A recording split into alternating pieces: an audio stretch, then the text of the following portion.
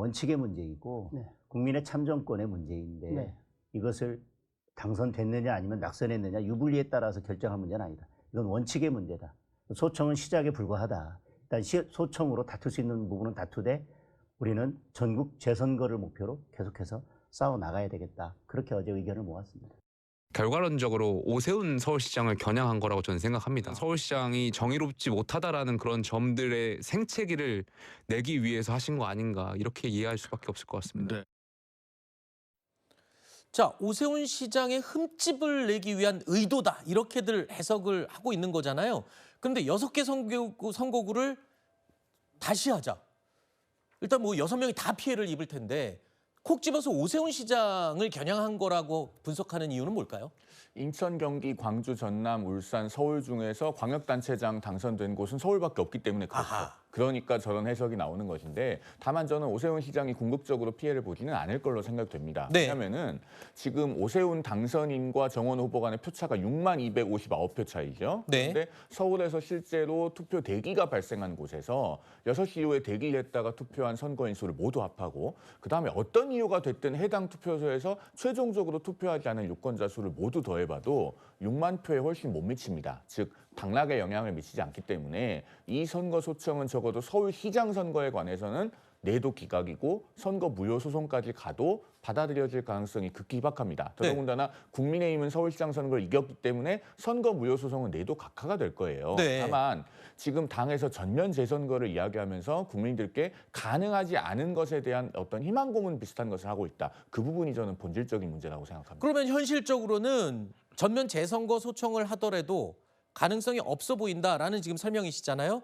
그리고 또 한 가지 이 선거를 다시 하자라고 소청을 올리는 소청을 신청하는 대상은 선관위라면서요. 그럼 선관위 때문에 이 문제가 발생을 했는데 선관위에다가 이걸 선거를 다시 하도록 해달라고 판단을 해달라?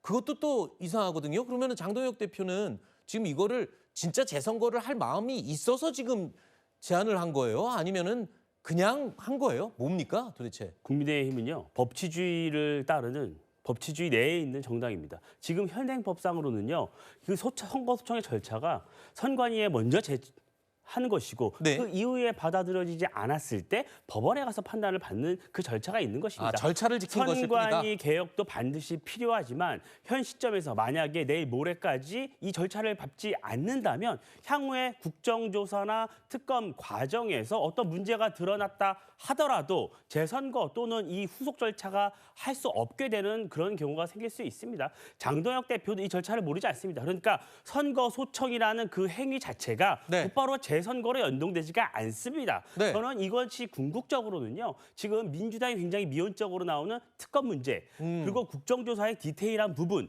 이런 것들을 우리가 협상력을 높이기 위한 하나의 전략이다 이렇게 생각을 합니다. 네. 지금 설명을 들어보면 뭐 특검이라든가 여러 가지 문제들이 복합적이다. 이거 뭐 절차를 알고 있어서 이 절차대로 하는 것뿐이다라고 하는데 특검의 대상도 선관위가 포함이 되는 거잖아요.